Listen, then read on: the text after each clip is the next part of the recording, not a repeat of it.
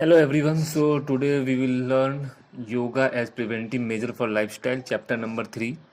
अब इस चैप्टर में क्या क्या है वो मैं आपको बता देता हूँ। इस चैप्टर के अंदर अगर आप देखेंगे तो सबसे पहला जो आपको मिलेगा वो है 5 डिजीज़, जिसे कि लाइफस्टाइल डिजीज़ बोला जाता है, जिसके अंदर obesity, diabetes, hypertension, asthma and back pain, ये 5 डिजीज़। और पांचों डिजीज़ को, जो लाइफस्टाइल डिजीज़ है, उनको इम्प्रूव करने के लिए, उनको थोड़ा बहुत ठीक करने के लिए, उनको जो है सो ओवरकम करने के लिए कौन से योगा आसन है जो कि किए जाते हैं। और मैं आपको बता दूं, ये पांचों डिजीज़ जो है सो लाइफस्टाइल डिजीज़ के अंदर टर्म किया जाता है। अभी अगर लाइफस्टाइल डिजीज़ की बात करूं तो हम योगा जान लेते हैं। सबसे पहले योगा क्या है। Yoga has been derived from the Sanskrit word yuj which means to join और यूनाइट। योगा का जो हिंदी मीनिंग है वो है ज्वाइन करना, यूनाइट करना। ये संस्कृत के वर्ड यूज से लिया गया है, जिसका मीनिंग है ज्वाइन और यूनाइट करना। किसको ज्वाइन और यूनाइट करना है? With the individual soul, with the absolute और डिवाइन सोल। इंडिविजुअल सोल को डिवाइन सोल के साथ। योगा जो है सो also it means the unification of physical, mental, intellectual and spiritual aspects of human being. फिर ऐसा भी है कि yoga is science of development of a person consciousness. ये आपको योगा का मीनिंग पता चल जाएगा। देन योगा के बहुत सारे प्रिवेंटिव मेजर्स हैं, जिसमें कि आसन्स आता है। उसके बहुत सारे प्रिवेंटिव मेजर से बहुत सारे बेनिफिट्स हैं, जैसे कि फिजिकल प्योरिटी है, cures and prevention from disease है, रिड्यूसेस मेंटल टेंशन है, ब्यूटिफिकेशन ऑफ बॉडी है, इट ऑल्सो प्रोवाइड्स रिलैक्सेशन। ये आपके करेक्ट बॉडी पोस्चर देता है। Yoga can be perform very easily, आपको कुछ भी खास करने की ज़रूरत नहीं है। थोड़ा बहुत स्पिरिचुअल डेवलपमेंट होता है इसमें, जो है सो मेडिटेशन होती है, जिससे कि आप स्पिरिचुअली डेवलप कर सकते हैं। आपकी फ्लेक्सिबिलिटी लेवल इंक्रीज होती है। ओबेसिटी जो है सो कम होने लगती है। आपका हेल्थ ओवरऑल बहुत अच्छा हो जाता है। आपके अंदर moral and ethical values develop होती है। ये सारे जो है सो योगा के बेनिफिट्स हैं। अगर मैं बात करूँ prevention and management of common lifestyle disease, जो 5 लाइफस्टाइल डिजीज़ है उसके प्रिवेंशन और जो मैनेजमेंट है, कैसे किया जाए, क्या कर सकते हैं। तो आप सबको पता होगा, जो मॉडर्न एज चल रहा है उसमें एवरीवन जो है सो इंडल्ज इन सेडेंटरी लाइफस्टाइल। हर किसी का लाइफस्टाइल बहुत बिजी है। पूरे लाइफस्टाइल को जो है सो एकदम, लोग बहुत ज़्यादा बिजी शेड्यूल से गुजर रहे हैं आजकल। हेल्दी ईटिंग हैबिट्स खत्म हो चुका है, फिजिकल एक्टिविटी नहीं हो रही है लोगों की, रिमोट कंट्रोल्स आ गए हैं, व्हीकल्स आ गई है इन एबंडेंस, एंड मैनुअल जो वर्किंग है, जो वॉकिंग करते थे लोग, वो सब चीज़ें कम हो गई है। और इन सब सेडेंट्री लाइफस्टाइल की वजह से जो है सो लोगों को बहुत सारी डिजीज हो रही है। This is what is the reason कि ओबेसिटी, डायबिटीज, हाइपरटेंशन, एस्थमा और बैक पेन, इनको लाइफस्टाइल डिजीज टर्म किया जाता है, because of the poor lifestyle of a human being. इनको कॉमन लाइफस्टाइल डिजीज बोला जाता है। और ये जो है सो एक प्राइमरी कॉज बन चुका है आजकल के डेथ का। You will not believe, but WHO, world health organization भी अलार्म्ड है कि इतने सारे पेशेंट जो है सो स्पेशली ओबेसिटी एंड डायबिटीज़ के हो रहे हैं। बट अगर आप देखोगे तो इसको इजीली प्रिवेंटेबल है और ये मैनेजेबल भी है। इसको आप प्रिवेंट भी कर सकते हैं, मैनेज भी कर सकते हैं। आप अपने डाइट को चेंज कीजिए, अपने लाइफस्टाइल एंड एनवायरनमेंट को चेंज कीजिए, आप इन सब डिजीज़ को ठीक कर सकते हैं।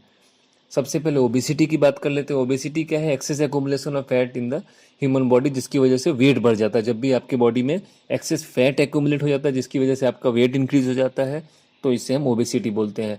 जो आपकी बॉडी में फैट कंज्यूम नहीं हो पाता है और वो जो है सो आपके abdomen, waist, chest, shoulder, legs etcetera पे डिपॉजिट हो जाती है, इसको हम लोग ओबेसिटी बोलते हैं। ओबेसिटी की वजह से बहुत सारे लाइफ के जो हेल्थ रिस्क है वो इंक्रीज हो जाती है, जैसे हाइपरटेंशन है, कार्डियोवास्कुलर डिजीज है, आर्थराइटिस है, रेस्पिरेटरी प्रॉब्लम्स होने लगती है। और इतने सारे चीज़ें जो ओबेसिटी की वजह से होती है, इसके लिए ओबेसिटी को अब एक डिजीज डिक्लेयर कर दिया गया है। नाउ मैं बात करूँ कि general method to know someone is obese और नॉट, कैसे पता चलेगा किसी को ओबेसिटी है कि नहीं। तो 3 मेथड है। सबसे पहले अपीयरेंस, आप देखकर पता कर सकते हैं। Then body weight is more in proportion to height according to height and weight chart, जिसको कि BMI बोला जाता है। और third option is body fat percentage, उसकी बॉडी फैट परसेंटेज कैलकुलेट करते हैं। और अगर बॉडी फैट परसेंटेज ज़्यादा है तो जो है सो we call it as obesity. और अगर मैं आपको बता दूं, इन तीनों मेथड में जो सबसे ज़्यादा यूज़ होने वाला मेथड है वो BMI है, because it is very easily accessible. आपको जो है सो जो आप इजीली जो है सो कैलकुलेट कर सकते हैं BMI को। BMI का ऐसा फॉर्मूला है, weight in KG by height in metre square. अगर 18.5 के बिलो है तो अंडर वेट है, 18.5 24.9 है तो हेल्दी वेट है, देन 25 29.9 अगर आता है तो ओवर वेट है, और 30 और हायर होने से उसको ओबेसिटी गिना जाता है। ये एक BMI चार्ट आप देख पा रहे होंगे। जो BMI चार्ट है वो अगर जो आप देखोगे तो जो ब्लू है वो अंडर वेट है, ग्रीन जो हेल्दी वेट है, येलो जो है सो ओवर वेट में आ रहा है, ऑरेंज एरिया जो है ओबेस है, एंड रेड एरिया जो है सो एक्सट्रीमली ओबेस वाला एरिया है। मैं नेक्स्ट में बात करूँ कौन से आसन कर सकते हैं ओबेसिटी को डिक्रीज करने के लिए, तो there are lot many asanas. Tadasana, Katichakrasana, Pavanamuktasana is there, Matsyasana is there, Halasana is there, Paschimottanasana is there, Ardhamatsyendrasana is there, Dhanurasana है, उष्ट्रासन है, सूर्य भेदन प्राणायाम है। इन सारे आसन्स को आप कर सकते हैं ओबेसिटी को डिक्रीज करने के लिए। इसके बाद नेक्स्ट इज डायबिटीज़। डायबिटीज़ जो है सो इंसुलिन जो होती है, इंसुलिन हार्मोन जो है in our body it controls the level of sugar in blood. Insulin जो होती है वो रिस्पॉन्सिबल होती है हमारी बॉडी में लेवल ऑफ शुगर कंट्रोल करने के लिए। और जब बॉडी जो है सो जो पेनक्रियास होती है वो इंसुलिन प्रोड्यूस करती है, and when it is not produce sufficient, और या फिर जो प्रोड्यूस हो रहा है वो भी प्रॉपरली वर्क ना कर रहा हो, तो डायबिटीज़ होती है इंसान को। जिनको ओबेसिटी होती है उनको डायबिटीज़ होने के चांस बहुत ज़्यादा हो जाते हैं। क्या क्या सिम्टम्स है डायबिटीज़ के? Feeling of tiredness, urinate frequently, hands and feet में नमनेस आ जाती है, ब्लड विजन होने लगता है, एक्सेसिव वेट गेन और वेट लॉस हो जाता है, unhealing of wounds. There are two types of diabetes, type 1 and type 2। Type 2 जो डायबिटीज़ होती है उसमें no insulin produce by pancreas. Rare type of diabetes daily insulin injection is required for treatment. इसमें जो है सो डेली इंसुलिन की injection लेनी ही पड़ती है। Whereas type 2 is sufficient amount of insulin not produce, means insulin produce तो हो रही है बट सफिशिएंट अमाउंट में प्रोड्यूस नहीं हो रही है। Insulin produce is not use properly and this is frequent type of diabetes. इसको हम आराम से कंट्रोल कर सकते हैं अपने लाइफस्टाइल को चेंज करके। जो आपको टाइप 1 टाइप 2 डायबिटीज़ बताया मैंने, देखिए टाइप 1 डायबिटीज़ जो है सो इंसुलिन डिपेंडेंट होता है। टाइप 2 डायबिटीज़ जो है सो बहुत ज़्यादा लोगों को पता ही नहीं होती कि उनको टाइप 2 डायबिटीज़ है, बिकॉज इसको जो है सो इजीली अपने लाइफस्टाइल को चेंज करके, अपने डाइट को चेंज करके, फिजिकल एक्टिविटी को बढ़ाकर आप ठीक कर सकते हैं। कौन से आसन आप कर सकते हैं अगर आपको डायबिटीज़ है तो, या डायबिटीज़ को ठीक करने के लिए, उनको जो है सो एक मैनेज करने के लिए? तो सबसे पहले आता है कटी चक्रासन। कटी चक्रासन के बाद भी है पवन मुक्तासन है, भुजंगासन है, देन वी हैव सलभासन, आप देख सकते हैं यहाँ पे, then we have dhanurasana, then we have supta vajrasana, Paschimottanasana किया जा सकता है, अर्धमत्स्येंद्रासन कर सकते हैं, मंडूकासन है, then we will have gomukhasana भी किया जा सकता है, योग मुद्रा किया जा सकता है, उष्ट्रासन कर सकते हैं आप, कपालभाति कर सकते हैं। तो ये सारे ही आसन करने से डायबिटीज़ को जो है सो मैनेज किया जा सकता है।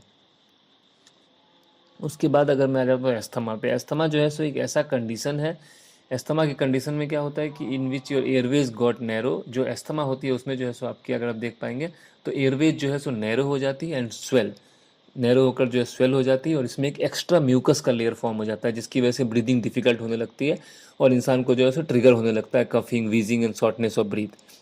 For some people asthma is minor nuisance. कुछ लोगों के लिए जो है सो एस्थमा जस्ट एक नॉर्मल सा वर्क है, बट अगर मैं बात करूँ सही ढंग से तो कई बार ऐसा भी होता है कि एस्थमा की वजह से जो है सो एक मेजर प्रॉब्लम हो जाती है और लाइफ थ्रेटनिंग एस्थमा अटैक भी आ सकती है, इसमें जान भी जा सकती है। एस्थमा कांट बी क्योर्ड, इसको क्योर तो कभी नहीं कर सकते, पर इनके सिम्टम्स को आप कंट्रोल कर सकते हैं, because asthma open changes over time to time.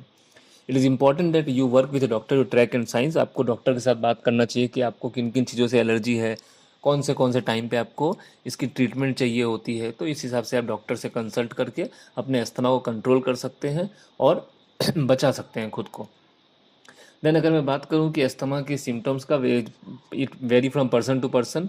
You may have infrequent asthma attack, have symptoms only at certain time. कई बार ऐसा भी होगा कि आपको जो है सो पर्सन टू पर्सन ये वेरी करता है, अलग अलग ढंग के लोगों का अलग अलग तरीके से। बट कुछ लोगों के लिए जो है सो साइन एंड सिम्टम्स एकदम सिंपल है, एक्सरसाइज इंडस्ट्री में, जिसमें कि which may be worse when the air is cold and dry. अगर कोल्ड एंड ड्राई एयर होता है तो उनको बहुत ज़्यादा अटैक्स आने लगते हैं। देन ऑक्यूपेशनल एस्थमा होती है, जब जैसे लोग ऐसी कंपनी में काम करते हैं जहाँ केमिकल फ्यूम्स है, गैसेस से, डस्ट है, तो उनको ऑक्यूपेशनल एस्थमा होने के चांस हो जाता है, उनको वहाँ पर ट्रिगर हो जाता है उन गैसेस से, फ्यूम्स से, अगर उनको एलर्जी होती है तो। देन लास्ट में एलर्जी इंड्यूस्ड एस्थमा, जिसमें कि एयरबॉर्न सब्सटेंसेस, एयर में बहुत सारे सब्सटेंस जो है सो उड़ रहे होते हैं, पोलन है, मोल्ड स्पोर्स है, कॉकरोच के वेस्ट है, particles of skin and dried saliva set by pets, hairs होते हैं एनिमल्स के, उन सब से जो है सो एलर्जी इंड्यूस्ड एस्थमा होने के चांसेस बढ़ जाते हैं।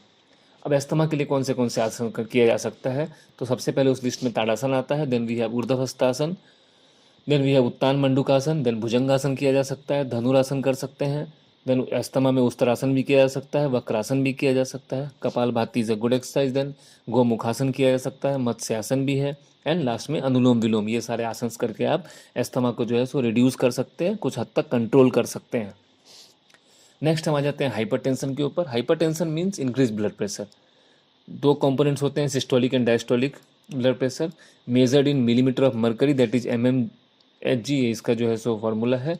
इसकी जो यूनिट है वो mmHg है। 120/80 mmHg is considered normal blood pressure of an adult person. एक एडल्ट पर्सन का 120/80 एक नॉर्मल ब्लड प्रेशर है। Earlier hypertension was consider middle and old age problem. पहले अगर आप देखेंगे तो सिर्फ मिडिल और ओल्ड एज में होती थी, बट नाउ डेज यंगस्टर्स को भी ये ज़्यादा होने लगे हैं, यंगस्टर्स को भी हाइपरटेंशन होने लगे हैं। तो जिस तरीके से हाइपरटेंशन को हम हाई ब्लड प्रेशर बोलते हैं, if someone ask what is low blood pressure, तो डेट्स हाइपोटेंशन।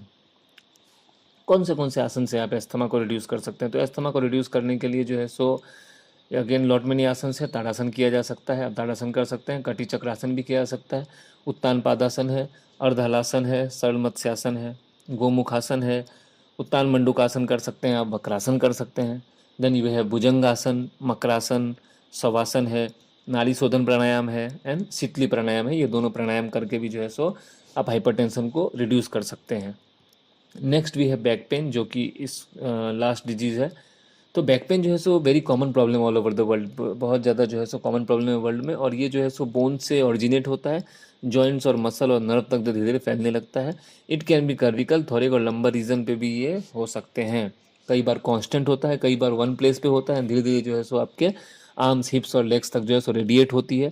अफेक्टेड पर्सन जिसको भी बैक पेन होती है, जिसको बैक पेन होती है, उसको जो है सो कोई भी वर्क करने में बहुत प्रॉब्लम होने लगती है, वो स्मूथली कर नहीं पाता है।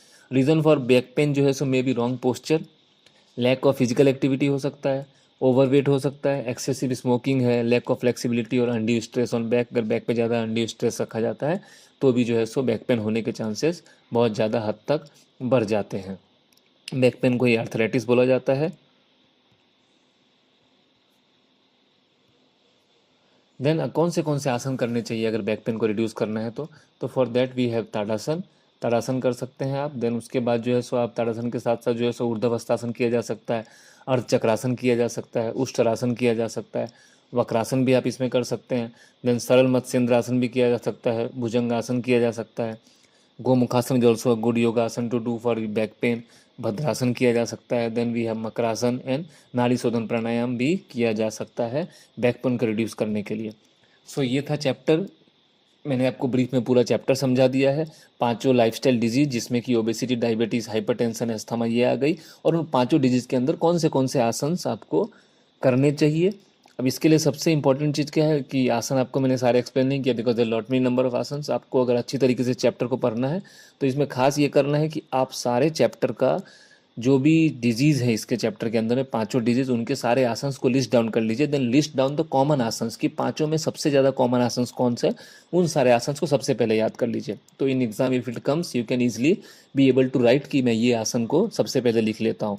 मोस्टली एग्जाम में जैसे क्वेश्चन कुछ इस तरीके का होता है कि ओबेसिटी और डायबिटीज़ और हाइपरटेंशन का 2 आसन को एक्सप्लेन कीजिए और 1 आसन को एक्सप्लेन कीजिए, उसके बेनिफिट्स एंड प्रोसीड्यूर को, कॉन्ट्राडिक्शन को एक्सप्लेन कीजिए। सो इस तरीके का क्वेश्चन आपको मिलेगा। सो बेटर कि सबसे पहले आप सारे आसन्स को लिस्ट डाउन कर लीजिए, अलग अलग डिजीज के अलग अलग। देन उनमें से कॉमन आसन्स कौन से हैं वो सारे आसन्स को सबसे पहले आप पढ़ लीजिए। ओके, सो मिलते हैं अगले वीडियो में। Thank you for watching this video.